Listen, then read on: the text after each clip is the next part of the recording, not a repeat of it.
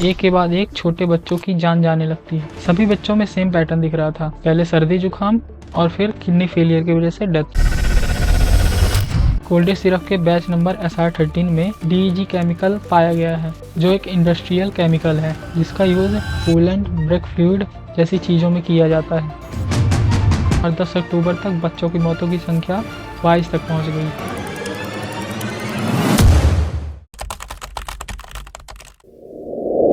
नमस्ते दोस्तों, स्वागत है अपने एक नई वीडियो में। ज़्यादा देर न लगाते हुए शुरू करते हैं वीडियो। समय था 31 अगस्त 2025। MP के छिंदवाड़ा डिस्ट्रिक्ट के परिसर इलाके में एक 4 साल का बच्चा था जिसका नाम था हुसैद। हुसैद को नॉर्मल खांसी जुकाम हो जाता है।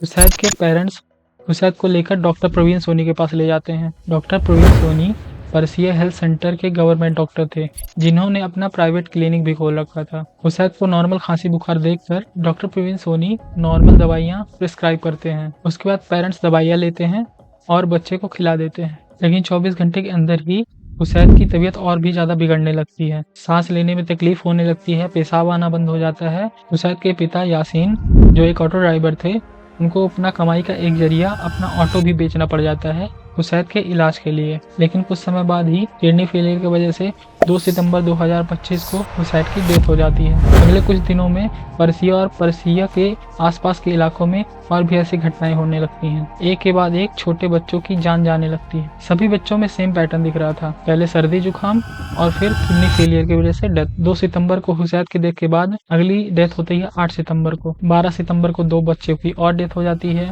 उसके बाद 18 सितंबर को छिंदवाड़ा सिटी से भी केसेस आने लगते हैं। 25 सितंबर से बैतूल से भी सिमिलर केसेस आने लगते हैं और 10 अक्टूबर तक बच्चों की मौतों की संख्या 22 तक पहुंच गई। जब ये सब बच्चों की मौतें हो रही थी, तब छिंदवाड़ा प्रशासन की तरफ से ये कहा गया कि ये सब गंदे पानी की वजह से हो रहा, मॉस्किटोज की वजह से हो रहा। कुछ जांचें भी हुई लेकिन कुछ सामने नहीं आया। सभी बच्चे जिनकी तबीयत खराब हुई थी, सभी बच्चों को नागपुर रेफर किया गया था। जब नागपुर से खबर आती है कि ये सब मौतें किडनी फेलियर की वजह से हो रही हैं, तब इसके साथ कुछ और कॉमन चीजें निकल के बाहर आती हैं। सभी बच्चों को खांसी थी और सभी बच्चों की एक कोल्ड्रिफ नाम की कफ सिरप दी गई थी। उसके बाद इस सिरप की जांच करने का फैसला लिया जाता है। 26 सितंबर से 29 सितंबर के बीच MP FDA व CDSCO इन दोनों एजेंसीज के द्वारा 19 सैंपल्स कफ सिरप के कलेक्ट किए गए, जिसमें से CDSCO ने 6 सैंपल्स कलेक्ट किए और 16 सैंपल्स MP FDA ने कलेक्ट किए। 1 अक्टूबर को CDSCO ने जो 6 सैंपल्स कलेक्ट किए थे, उनकी जाँच कंप्लीट हो गई और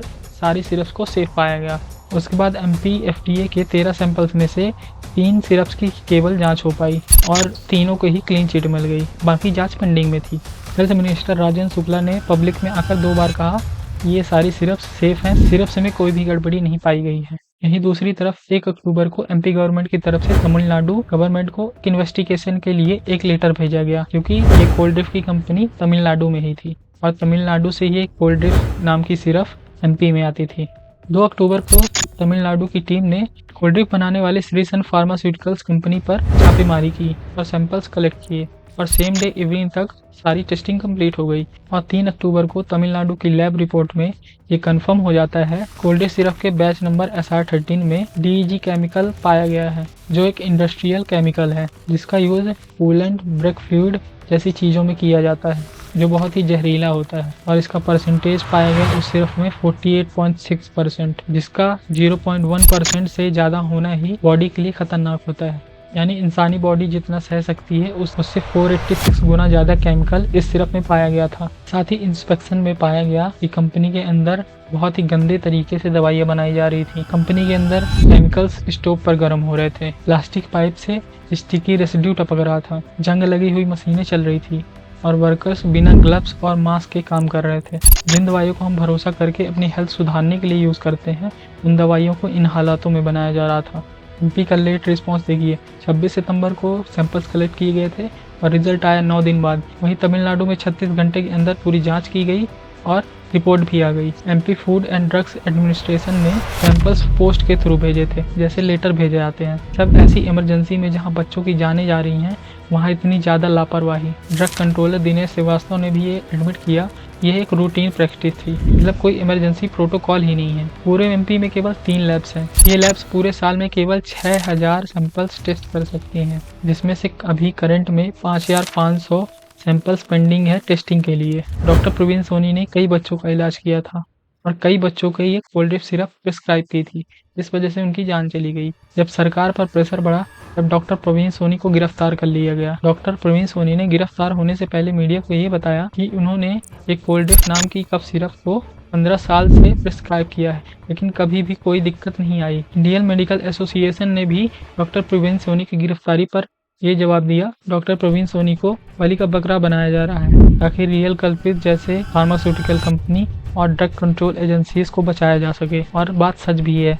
डॉक्टर को कैसे पता होगा कि ये दवाइयाँ जो वो प्रिस्क्राइब कर रहा है उनको लापरवाही से बनाया गया है, उनमें जहर घोला गया है। ये काम तो ड्रग कंट्रोल एजेंसीज का है, जिनका काम है कि मार्केट में बिकने वाली दवाइयों की जांच करे कि कंपनी सही से दवाइयां बना रही हैं या नहीं बना रही हैं। और ये पहली बार नहीं है, पास्ट में भी कुछ ऐसे इंसिडेंट्स हो चुके हैं जिनको देखकर सरकार को ये कड़े कदम उठाने चाहिए थे, लेकिन सरकार पता नहीं कहां सो रही है। 2019 में कफ सिरप की वजह से जम्मू कश्मीर में 12 बच्चों की मौत हुई थी। 2022 में इंडिया से एक्सपोर्ट हुई कफ सिरप की वजह से उज्बेकिस्तान में 68 बच्चों की मौत हुई थी। उसके अलावा 2022 में ही अफ्रीकन कॉन्टिनेंट की कंट्री गाम्बिया में इंडियन कफ सिरप की वजह से ही करीब 70 बच्चों की मौतें हुई थी। लेकिन सरकार की तरफ से तब भी कोई खास कदम नहीं उठाया गया। एक मेन कदम उठाया गया जून 2023 में। सरकार की तरफ से फैसला लिया गया, जो भी दवाइयाँ इंडिया से एक्सपोर्ट होंगी बाहर, उन पर लैब टेस्टिंग कंपलसरी कर दी गई। यानी जो भी दवाई इंडिया से बाहर जाएंगी उनकी जांच होगी तभी वो एक्सपोर्ट हो पाएंगी। लेकिन यही इंडिया में बिकने वाली दवाइयों के लिए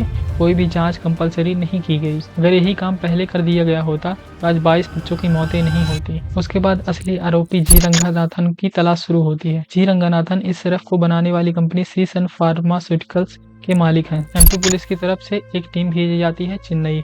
यहाँ पता चलता है कि जी रंगनाथन अंडरग्राउंड हो चुका है, लेकिन फिर 18 अक्टूबर को कई कोशिशों के बाद जी रंगनाथन को गिरफ्तार कर लिया जाता है। जी रंगनाथन के खिलाफ कई एविडेंस मिले। 2000 स्क्वायर फीट के छोटे से प्लांट में इंडस्ट्रियल स्केल की प्रोडक्शन हो रही थी। नॉन फार्मास्यूटिकल्स ग्रेड के रॉ मटेरियल्स यूज हो रहे थे। और क्यों हो रहे थे? क्योंकि pharmaceuticals grade chemicals non pharmaceuticals के कंपेरिजन में थोड़े महंगे होते हैं। तमिलनाडु इंस्पेक्शन में इस कंपनी के खिलाफ 364 से भी ज्यादा वायलेशंस पाई गई। अब देखने वाली बात यह है कि जी रंगनाथन के ऊपर सच में कोई कार्रवाई होती है या फिर पैसों के दम पर कुछ जुर्माना लगाकर उनको छोड़ दिया जाता है या फिर ऐसे लिखने के लिए दे दिया जाता है। इंडिया टुडे की रिपोर्ट के मुताबिक 5 साल में इस कंपनी के 900 से ज्यादा सैंपल फेल हो चुके हैं। कई जगह इस कंपनी को ब्लैकलिस्ट भी कर दिया गया था, लेकिन फिर भी करप्शन के दम पर इस कंपनी को लाइसेंस मिलता रहा। ये कंपनी खतरनाक जहर बनाती रही, जिसकी वजह से 22 बच्चों की मौत हो गई और 5 बच्चे अभी भी एडमिट हैं। अभी इस केस का क्या स्टेटस है ये जान लेते हैं। Doctor Praveen Soni police custody में है। जी रंगनाथन भी पुलिस कस्टडी में है। कंपनी के एसेट्स अंडर इन्वेस्टिगेशन है। सीसन फार्मास्यूटिकल्स का मैन्युफैक्चरिंग लाइसेंस परमानेंटली कैंसिल कर दिया गया है। इस कफ सिरप की वजह से जितने भी बच्चों को मौतें हुई हैं, उनके परिवार को एमपी के सीएम मोहन यादव की तरफ से हर परिवार को 4 लाख दिए जाने का अनाउंसमेंट किया गया है। उसके साथ जो बच्चों का अभी भी इलाज चल रहा है,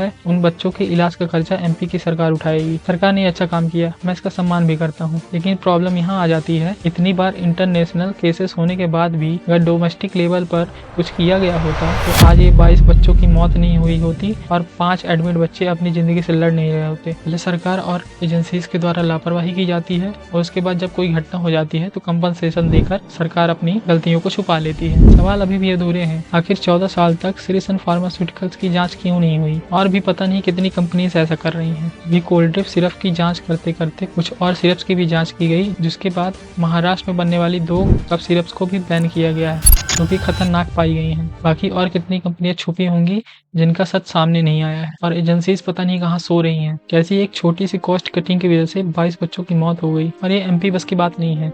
इंडिया भर में ऐसे कितने केसेस हुए हैं और हो रहे हैं। जब तक हम मिलकर सरकार पर प्रेशर नहीं डालेंगे तब तक ऐसी स्ट्रेटजीज रिपीट होती रहेंगी। और ये आपकी भी रिस्पॉन्सिबिलिटी है कि आप इस इशू को अलाइव रखें और सरकार से सवाल पूछें। आपके क्या थॉट्स हैं इस इंसिडेंट के बारे में कमेंट में जरूर बताइए। साथ ही अपना कीमती फीडबैक जरूर दीजिए। मिलते हैं किसी और नई जानकारी के साथ, तब तक के लिए धन्यवाद।